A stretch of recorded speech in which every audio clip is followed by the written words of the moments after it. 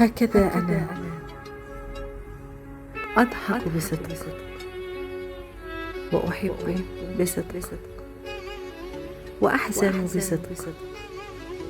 لا أجيد أبدا لعب الأدوار والتمثيل، ولا أتقن أبدا لبس الأقنعة. عندما أبكي فأنا حقا أتألم، وعندما أضحك فأنا فعلا سعيد. أحب مشاعري كما هي، لا أغير من نفسي لأي شخص، ولا أعبث بشخصيتي لإرضاء الآخرين.